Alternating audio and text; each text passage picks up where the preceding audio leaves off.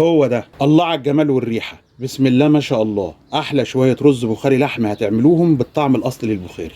ما تيجوا نعمل مع بعض شويه رز بخاري لحم، بس ايه رايقين. في حله عاديه هنعمل الرز البخاري بالطريقه الاصليه، واللحمه هتطلع معانا دايبه، والطعم حدوته، وانتوا هتجربوا. بس ما تنسوش لو عجبكم الفيديو لايك وشير وكومنت، ولو ما اشتركتوش احب افكركم. بعد بسم الله هنقطع اللحمة، وبما إننا هنشتغل في حلة طبخة عادية هنقطع اللحمة قطع متوسطة مش كبيرة علشان تطلع معانا تمام في التسوية، وكمية اللحم ترجع ليكم. وممكن نطبخ الرز بنفس الخطوات وبدون لحم. وبينا نجهز الرز انواع كتير، بس انا بفضل الرز الهندي الحبه الرفيعه، بيكون لونها مايل للصفار بالشكل ده. حبايه حلوه وبتطول معانا وبتستحمل في التسويه، بس واحنا بنشتريها ناخد حبايه نكسرها تحت اسناننا. لو ناشفه وقطمت معانا هنشتريها، ولو كانت طريه يبقى واخده رطوبه وتخزينها مش كويس نشوف غيرها. نغسله مره واتنين وتلاته لغايه ما نتخلص من الاجزاء البيضه دي والميه تبقى معانا صافيه، ونسيبه في النقع لمده نص ساعه. تمام قوي.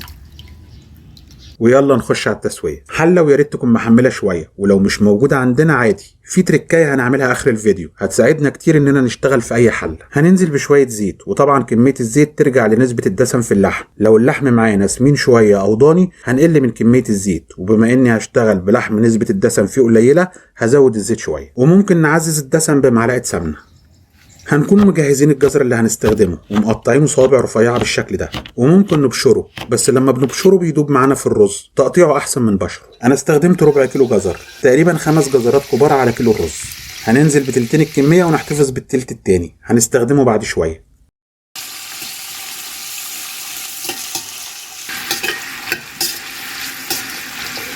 هنشوحه لمده 3 دقايق لحد ما ناخد الشكل ده، وننزل عليه بالزبيب، وكمية الزبيب حسب رغبتكم. انا ضفت حوالي كوباية. هنديله تشويحة مع الجزر لحد ما الحباية تنفخ معانا، يا دوب دقيقتين مش اكتر، ونرفعهم من على النار.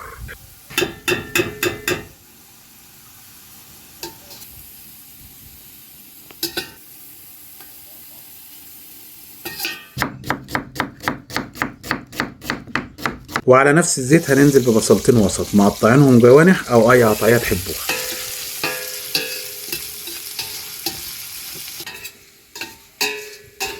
وعليهم بالتوابل 3 ورقات لوري او ورق غار، عليهم بعودين قرفة سيجار، و5 حبات هيل او حبهان، على 5 قرون قرنفل، وحبيتين لومي او الليمون الناشف، ومعلقة صغيرة فلفل اسود حب.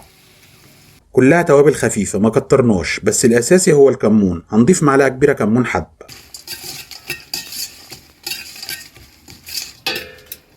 وهنقلب كله مع بعضه لغايه ما البصل يحمر معانا بالشكل ده، عكس المندي يا دوب البصل يدبل.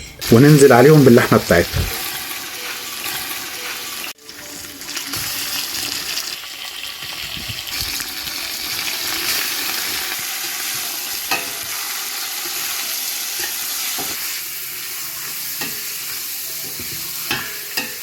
ولو لقيناها محتاجه سنه زيت واحنا شغالين عادي هنزود. وبعد ما ادينا اللحمه تشويحه هننزل بمعلقه كبيره صلصه طماطم،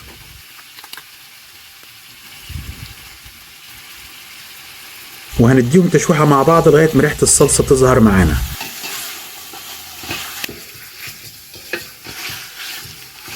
وعليهم بكوبايتين عصير طماطم، قيمه 5 حبات. هنضربهم في الخلاط ونصفيهم، ونسيبهم ياخدوا ويدوا مع بعض لغايه ما الطماطم تنشف ميتها بالشكل ده. وننزل ببقيه الجزر اللي محتفظين بيه، ونديهم تقليبه مع بعض لمده دقيقتين.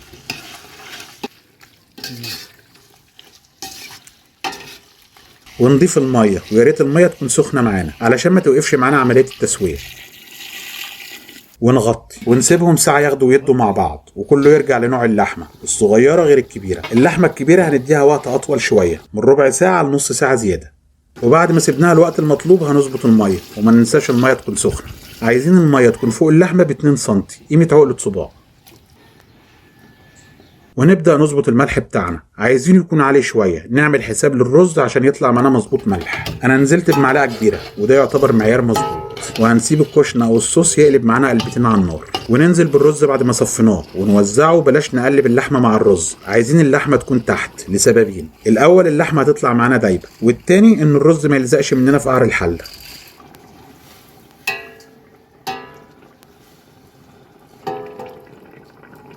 وزي ما انتم شايفين مقدار المية فوق الرز حوالي سنتي ونص تقريبا. وننزل بالفلفل الحار، وممكن نستغنى عنه بالبارد لو مش حابين يكون فيه سنة سبايسي.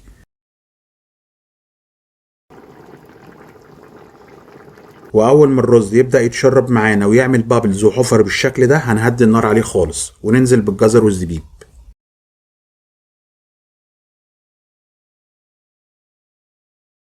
واخر حاجه هنضيفها الحمص او البليله زي ما بعض من اخواتنا في الدول العربيه مسميينها. طبعا بعد ما ننقع الحمص لمده 6 ساعات ونغير الميه عليه ونديله سلقه خفيفه يبقى معانا نص سوا، وممكن نستغنى عنه. وننزل برشه خفيفه من الكمون الناعم قيمه نص معلقه صغيره.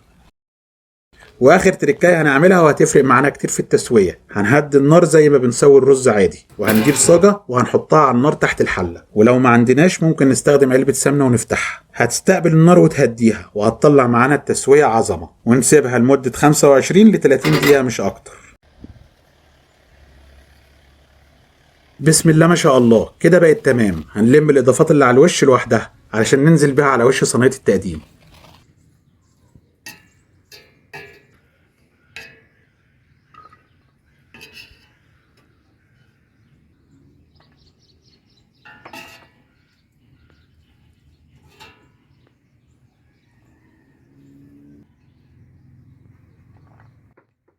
بسم الله ما شاء الله، الرز طالع معانا مفلفل، مفيش واحدة لازقة في اختها، والريحة تطير العقل، تسمع لسابع جار.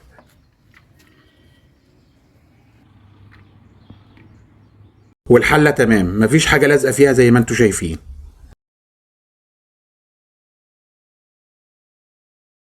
وهنروق على وش الصينية بشوية الجزر والحمص والزبيب.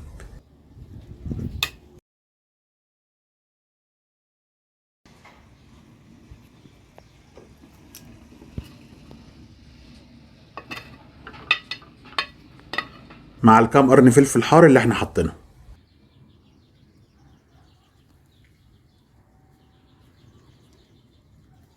وعليهم باللحمة بتاعتنا، ما شاء الله طالعة عظمة.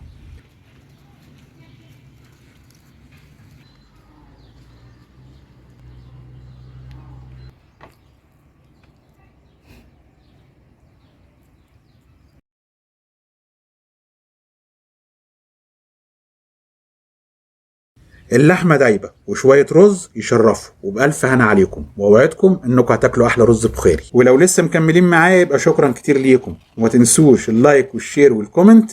ولو ما اشتركتوش أحب أفكركم إن المتابعة الصامتة بتموت المحتوى الهادف. وإن شاء الله نتقابل في فيديو جديد وأكلات بتضرب نار. سلام.